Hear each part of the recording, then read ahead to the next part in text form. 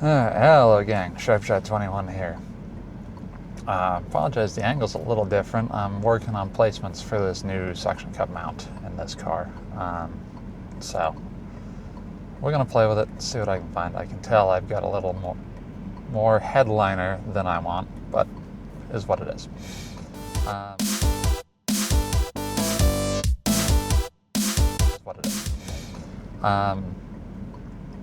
Quick apology for Wednesday's video. I did not realize until I was going through it that the audio from these open fits was as noticeable as it is. I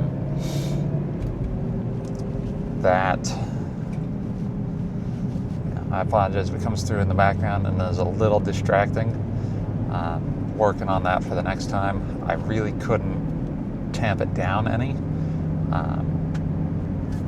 Is what it is. You might even be getting it in this one right now. I've got the audio turned down decently. The pickup on this is quite good, and these being an open type earbud, they project a little bit more than I'm used to with either their bone conduction or their in-ear style earbuds from Skull Candy or whoever I'm using.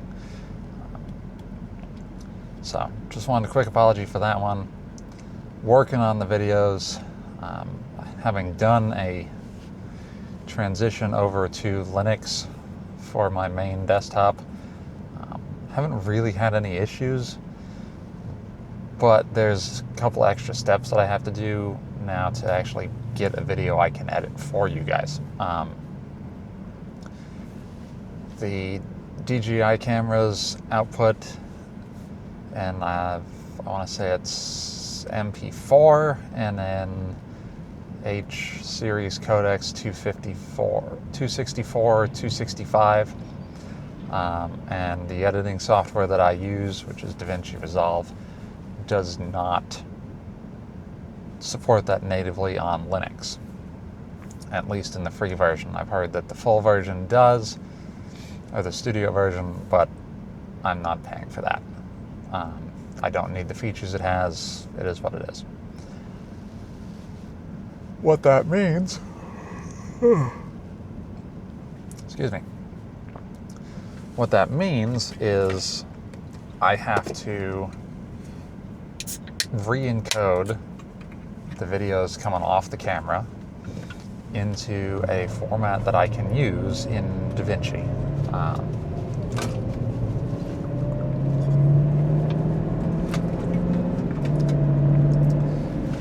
That's not the biggest deal. DaVinci will take a lot of formats even on Linux, but I was running into an issue with file size. So I had started with, I forget what the codec is called. I think it's DNxHR for the high resolution, because I'm recording everything in 4K. There's a DNxHD, but it doesn't support the resolutions. Not important. Those files were massive. So, if I had a 1 or 2 gig file come off the camera, like for one of these videos, when I ran it through that, it turned it into, if it was, say, 2 gigs, it could be anywhere from 14 to 20. And with the storage issues that we're all having right now in the tech scene, it's not like I could just go out and get, a 4 terabyte NVMe to do all my editing on. While I would love that, it's just not feasible right now. 4 terabyte NVMe drives are, I don't even want to know. Last time I looked for a 2 terabyte one, they were $400, and I've heard they've gone up even since then, so I can only imagine a 4 terabyte is in like the 8 to 1,000 range. and I got other things I got to spend money on.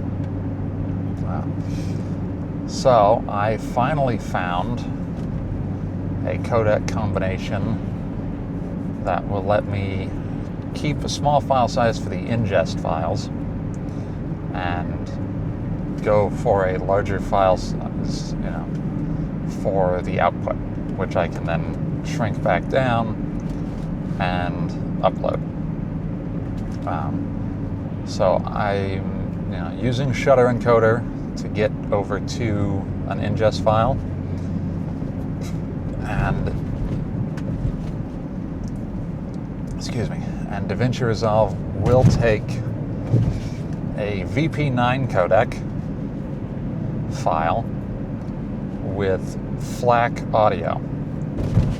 And I think I'm using a .mkv for the container. I might be using something else, but I think it's a .mkv container I'm using. I'll put the specs here and down below.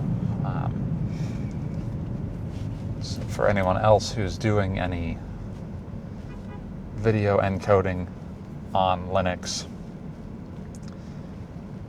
and using Resolve, because the Shutter encode is pretty quick. It's not super problematic for me. It edits really nicely, and then I can go right into export, and then I do that same encode from the export to upload, because the export for the server video, which is a decent sized video, but I forget exactly how long it is, so the one going up on Wednesday, the export for that one was like 230-ish gigs. Ran it through a VP9 encode, and it shrunk down to like 7 or 8, which uploads really nicely, because trying to upload 230 gigs to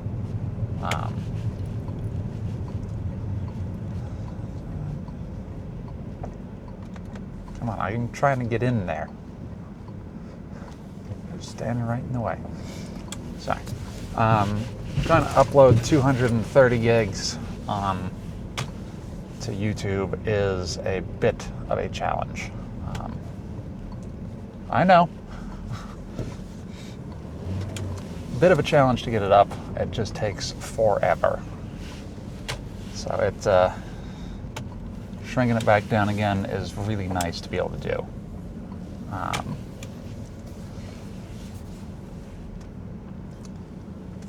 So that's kind of the workflow that's been going on. But I noticed while I was going through that workflow yesterday, I hadn't really documented it, and I hadn't really seen anyone else recommend it. Everyone else is recommending, Apple lossless or any of the other editing specific codecs. Those, while they work, are very, very space intensive. And if you're trying to run 4K video, they do not play well with spinners. So if you're space constrained on your solid state media, this is the way to go, at least as far as I'm concerned. So that's what my process is going to be moving forward. Just letting you know, and hopefully you found this useful, hopefully you found it helpful. I will catch you next time. Sharps out.